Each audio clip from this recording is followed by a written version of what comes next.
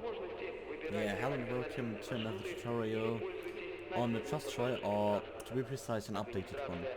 Because the 81720 got an update with the last Metrostroi update, and it's now more easy to drive, because in the old tutorial I had to do a workaround for the ALS system, which is unnecessary now. So I will show you how the train works today. First we need the train spawner, which you can find in entities, Metrostroi, and then the train spawner. I would recommend these settings.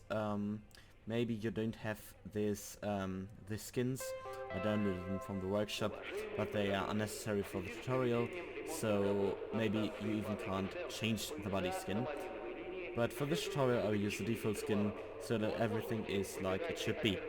Yeah, you could use an interior skin if you have one, and I would recommend to not change the announcer tape or things like this. It's important that the train state is fully started, because otherwise you would have to initialize some systems, which makes the thing more complicated. So then you press on spawn, and you get this tool. You aim at the rails and then press left click, so the train spawns. Oh, yeah, it's a bit buggy with this tool. Then you open the menu again with Q. Go to weapons, choose Metrostroi, and then the reverser wrench. We will need this to access features from the cabin if we are not sitting in the chair.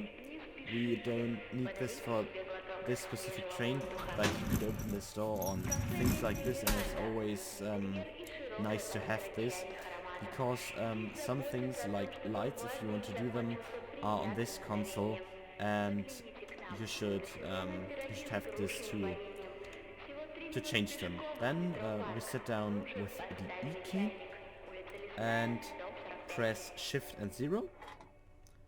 We hear some kind of clicking, some key going into a lock, and then we press 0, and we can see that the headlights have turned on. The next thing we'll do is to press Alt and the Enter key on your numpad. If you don't have a numpad, you press this key. We do this again, and now the train is in functional state. We can open the doors by pressing the A key on the keyboard for the left side, or the D key for the right side, and we can close the doors by pressing the V key. You could also use the close door button, of course, to close the doors. I would recommend to press the button again if the doors have closed. You hear a sound, because otherwise if you want to open a door, you would have to press the close button first, because it locks the doors. Then we can press a W to accelerate. We hear some kind of clicking, and well, this is interesting. Okay.